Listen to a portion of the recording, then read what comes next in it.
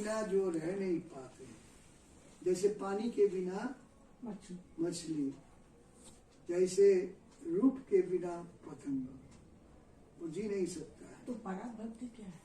सबसे बड़ा भक्ति यही अनन्या भक्ति, जिसको आप जिनको चाहते हो गिरधारी लाल, उसके अलावा संसार में जितना भी सुख भोग जो कुछ भी है सब उन्हीं के लिए है। वो नहीं है तो कुछ नहीं। इसलिए सब भक्ति छोड़ करके पूरा ध्यान आपका उसी में है। वो है परा भक्ति। हाँ, जैसे माता का, हाँ, माता की क्या है, जितना भी संसार का काम रहे पर बच्चे को दूध पिलाती है, समय से अपने से जुड़ाती है, अपने से जोड़ देती है कि नहीं। सब काम करते हुए सब मन केवल उसी में है, सबको दिखता है बहुत काम कर रही है, वो है परा भक्ति। हाँ। और उनके अलावा और एक भक्ति है, एक है देखो वैधि भक्ति, जैसे कभी आरती किया, कभी पोछा लगाया, कभी पैर दबा दिया, है कि नहीं, कभी पंखा डोल दिया, तो ये हो गया वैधि भक्ति, विधि। ठीक है। कभी कीर्तन सुन लिया, कभी कथा सुन लिया, प्रवचन सुन लिया, है कि नहीं। तो ये नए प्रकार का जो 9 प्रकार की भक्ति होती है, जैसे सबरी की भक्ति है, सबरी 9 प्रकार की भक्ति होता है, ये सब वैधि भक्ति है। और शुद्ध भक्ति क्या है? शुद्धा भक्ति जो है, अनन्या भक्ति है, जो आप कह रहे थे अभी। हाँ, अभी जो चर्चा हुई भगवान के अलावा, जिसका तुलना नहीं है, नहीं दूसरा कुछ भी संसार नहीं है। सब जैसे प्रहलाद की भक्ति भगवान के प्रति अनन्या भक्ति है। ध्रुव की भक्ति, ध्रुव को तो इतना बड़ा राज मिला हुआ था, पर सब छोड़ करके जंगली जानवरों के डर भूल करके केवल भगवान को ही पाना जीवन का एक मात्र, वो आनंद। अन्न किसी वस्तु में मन नहीं लगे, काम करेगा, ऐसा नहीं कि उनका भोजन छूट। जो अनन्या भक्ति करते हैं उन्हें भोजन नहीं करना, घर नहीं, बाहर नहीं देना, कपड़ा नहीं भेजना और दूसरे की सेवा नहीं करना, वो नहीं, सब कुछ करते हुए सब में मत कर्मो कृत, भगवान का ही मैं काम कर रहा हूँ, उन्हीं की सेवा, उन्हीं की खुशी के लिए मैं कर रहा हूँ। तो शुद्ध भक्ति एक हायर लेवल है, हायर लेवल है, जो कि जिसको कहते हैं, जिसको पाने के बाद गुरु नापी न विचार लेते संसार में कि कोई दुख आपको टच नहीं कभी भी विचलित नहीं कर सकता है। उसके पाने के बाद और कोई चीज की जरूरत नहीं, उसको न पाने से ना और चीजों की जरूरत होती है।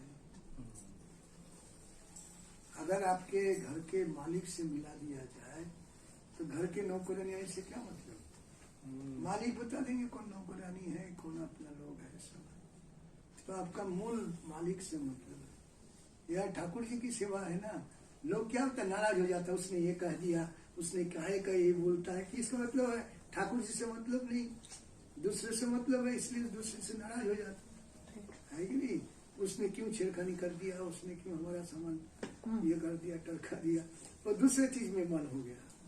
आनंद में सब में भगवान, ये बड़ा गणित है, ये भी कठिन भी है। इस गणित को कोई समझ जाएगा तो फिर मान अपमान कुछ नहीं होगा, तुल्य मित्रारि पक्षयोः, तब मान अपमान मित्र शत्रु सब समान लग जाएगा।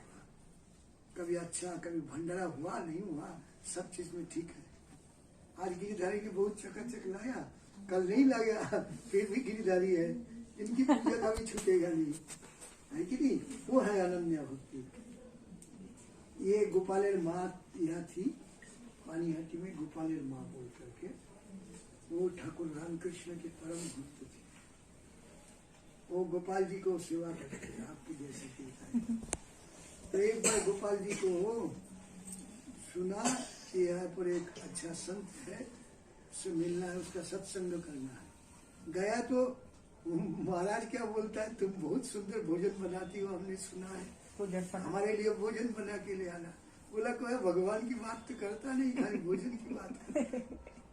इसी में सब कुछ है। यशोदा माँ ने क्या किया, केवल भगवान कृष्ण को दूध और दही और मक्खन ही खिलाया।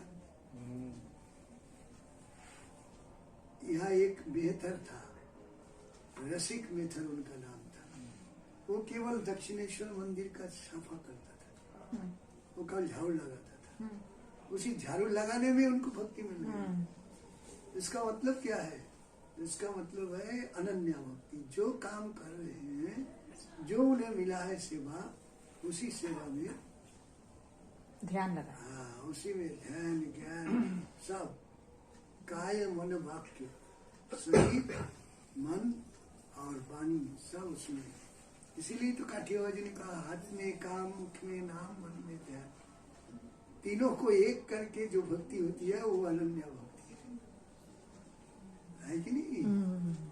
तो उसको समझना होगा। करना भी होगा। हाँ, थोड़े में ही सब नाराज हो जाता है कि नहीं? हाँ। कौन अपमान करेगा, कौन क्या करेगा, कौन किसका अपमान करेगा? निर्वैर सर्वभूतेषु, प्राणी मात्र के साथ आपकी शत्रुता